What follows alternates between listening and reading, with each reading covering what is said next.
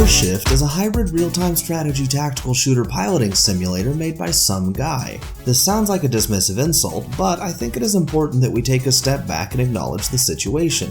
This game, which has unique mechanics, high-grade graphics, interesting unit designs, and a huge imagination, was made by some guy. A random dude, a single person, a lone game designer. All things considered, that is a damn impressive feat. The game takes the traditional elements of an objective-based real-time strategy game and blends it with the ability to play as a ship, tank, or dinosaur jet at the touch of a button. You begin each mission by modifying and upgrading the highlighted hero unit for this level, then launching into battle as the badass spearhead for the troops to rally behind. Once you are ready to see the big picture of the fight, press a button and the game warshifts into tactical mode, where you can order squadrons, create units and buildings, and real-time strategize. Shockingly, this mechanic works. It has been attempted to varying degrees of success in other titles in the past, but this may be the first time it has actually functioned. Big studios have failed to do what this tiny little engine that could has accomplished. When you see the gameplay, the design, and the amount of creativity put into this project, you will say to yourself, "There is no way a single person made this."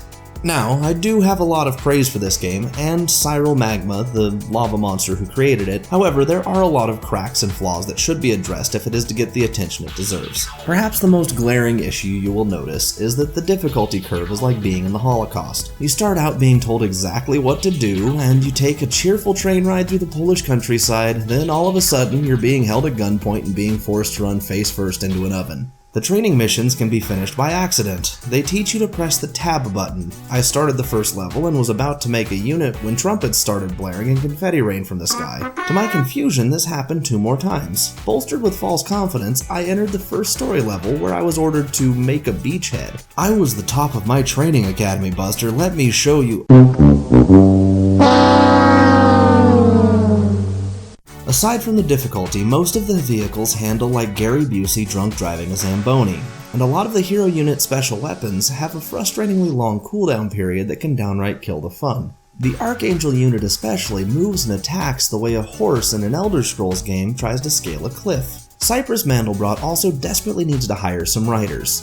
Around the time I was fighting my way to the Langing Zone to hold off waves of enemies, I realized this game might need a proofreader. Also, I heard from some forum posts and the Steam page that there is a story. After hours of intense investigation by a team of forensic experts, I have determined that to be untrue. There are aliens. They aren't you kill them.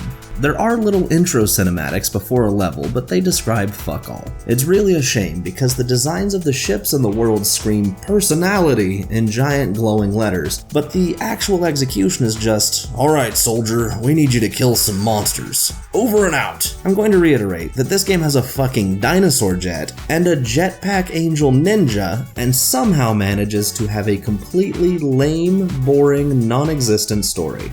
The last big issue I have with this game is the title. I'm speaking to you directly now, Cyril. Warshift, yes, it describes the mechanics in the most straightforward way possible.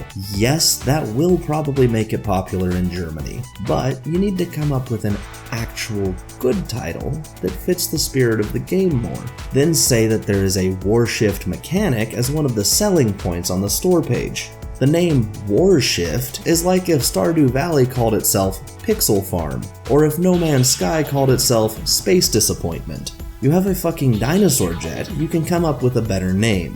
Overall, the core mechanics work very well. Switching is super easy and doesn't really ruin the flow of gameplay like I expected it to. The design of everything is studio quality, and really reminiscent of a mid-2000s, and that is the fucking golden age, no one will convince me otherwise, RTS. There is a work of genius at the center of this experience, and it needs to be celebrated, and then shamelessly copied by larger studios with actual writers and more man-hours available. Cyrax Mandolin needs to be the lead designer, not the only designer.